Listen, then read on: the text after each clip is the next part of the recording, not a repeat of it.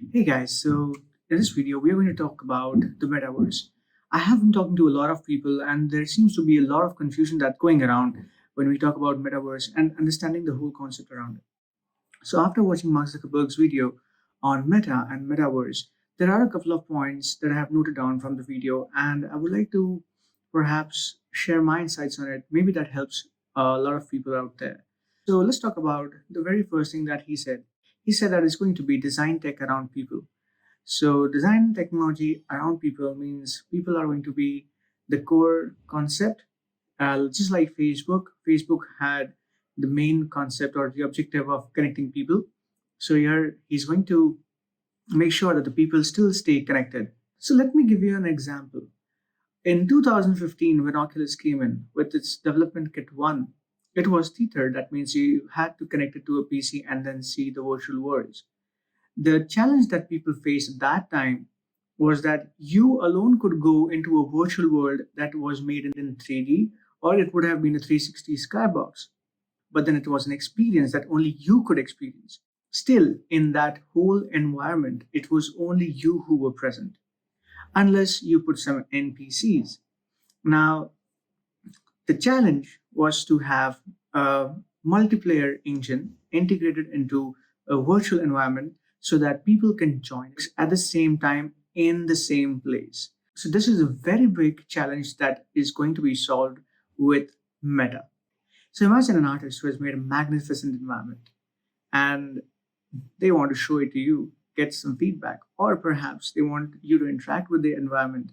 What they can do is they can just upload the environment, make it available to certain people or to everyone, make it public, and then invite you all over at the same time.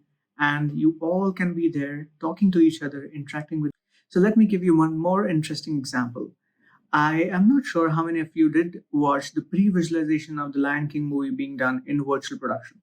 So what happened there was that there were a couple of environments that had been made in 3D, and the director and the teams would wear your Oculus HTC Vive and the basically virtual headsets and join in a multiplayer session where you could basically see the camera movements and the sets. So this was a custom solution that solved the problem of multiple people being at the same virtual world. And that was interesting and that saved a lot of money as well. Now, let me give you another example of a business case. Assume you run a production pipeline and the safety of your people is of utmost importance. That's always going to be there because this is nothing more precious than life.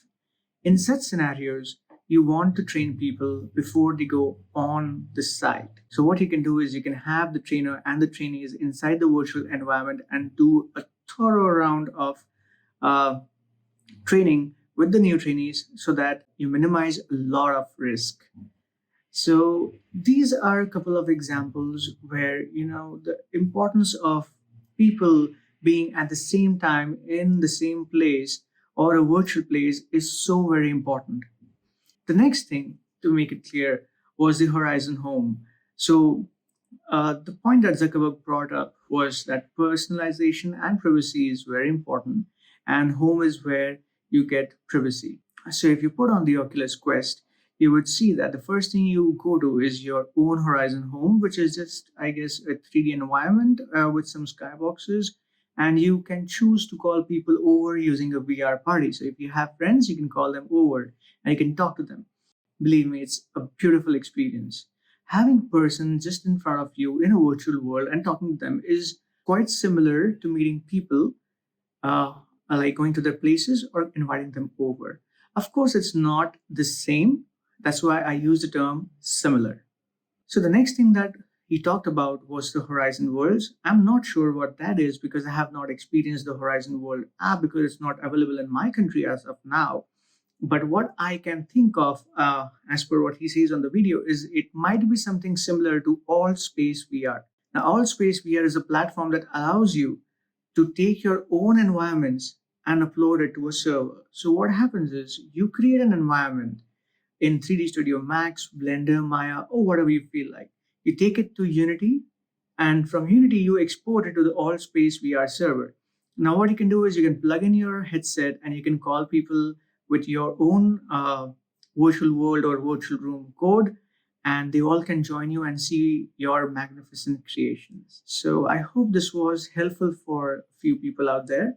And do drop in your comments. And if you have any points that you would like to make, do mention them down. Thank you so much for watching the video.